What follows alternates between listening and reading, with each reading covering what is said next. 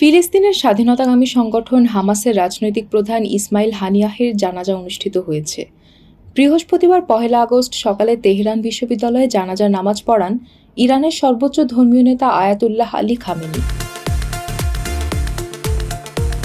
ইরানের সর্বোচ্চ নেতা খামেনি হানিয়াহের জানাজার নামাজের ইমামতি করেছেন।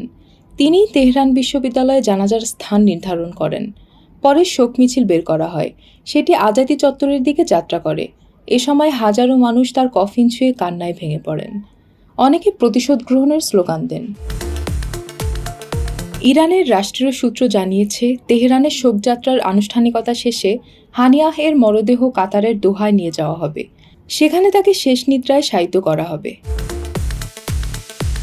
তেহরানে ফিলিস্তিনের স্বাধীনতাকামী সংগঠন হামাসের রাজনৈতিক প্রধান ইসমাইল হানিয়াহকে হত্যার জবাবে পাল্টা আক্রমণের সিদ্ধান্ত দিয়েছেন খামেনি।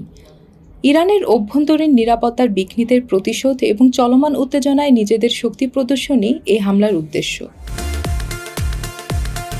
ইসলামিক রেভলিউশনারি গার্ড কোরের এক বিবৃতিতে বলা হয়, ইরানের প্রেসিডেন্ট মাসুদ পেজেশকিয়ানের অভিষেক অনুষ্ঠানে যোগ দিতে হানিয়াহ মঙ্গলবার ৩০ জুলাই থেকে তেহরানে অবস্থান করছিলেন। হামাস নেতারা যে ভবনে অবস্থান করছিলেন সেখান থেকে বুধবার ৩১ জুলাই সকালে হানিয়াহ এবং তার একজন দেহরক্ষীর মরদেহ উদ্ধার করা হয়। এ ব্যাপারে তদন্ত চলছে।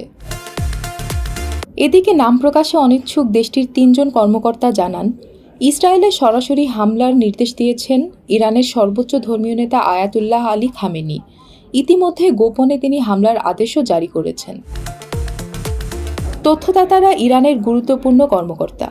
তাদের ২ জন রেভলিউশনারি গার্ডের সদস্য, কিন্তু প্রকাশ্যে তথ্য প্রদানের সুযোগ তাদের না থাকায় সূত্রটি গোপন রাখা হয়েছে।